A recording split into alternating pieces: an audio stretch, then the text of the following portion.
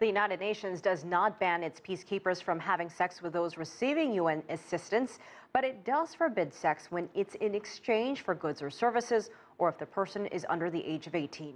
These reports are raising two questions. Should sex be banned altogether? And is the oversight enough? I asked a former officer at the United Nations, Lamii Kromah. He's now a research fellow at the International Peace Institute. It is working. I mean, if you read the report, they show instances where people were dismissed, prosecuted, and they clearly list who where these incidences are happening. So the organization is not turning a blind eye. As a matter of fact, it's continuously following up on these things and reporting them in a very transparent manner.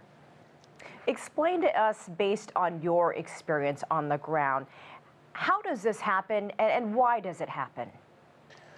Well, as a former civilian peacekeeper in South Sudan, I generally had a positive experience with the peacekeeping mission. As you can imagine, working with vulnerable people, there are some temptations. But I have to say, I served on the Sexual and Gender-Based Violence Task Force, and it was our jobs to ensure that the UN zero tolerance policy was implemented, and all mission components were aware of the rules, as well as informing senior management of any pending cases. So the rules are there, and we do our best to follow them.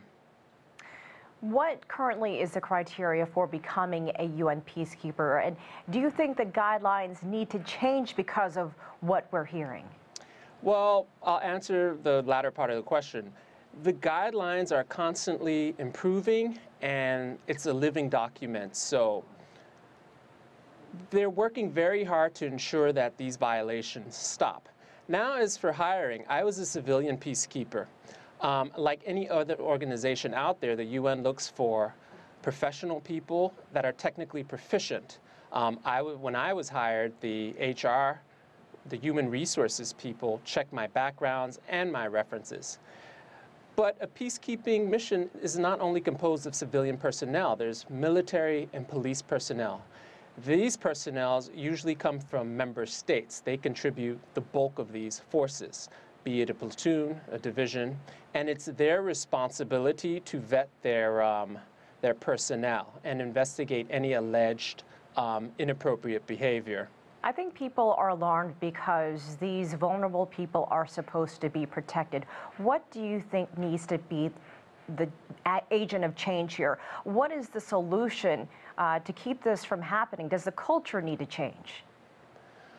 Well, the rules and guidelines need to be vigorously implemented. All participants of peacekeeping operations need to know what they are continuously. Senior management has to make sure that everyone in the area, in the mission environment, are aware of the rules. But more importantly, that the zero tolerance policy is implemented. Those that break the rules should be repatriated back home, investigated, and in cases where it's possible, prosecuted.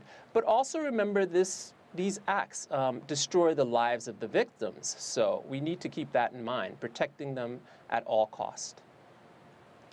Lamii Kromah, thank you so much for joining us from New York. Thank you very much, Elaine.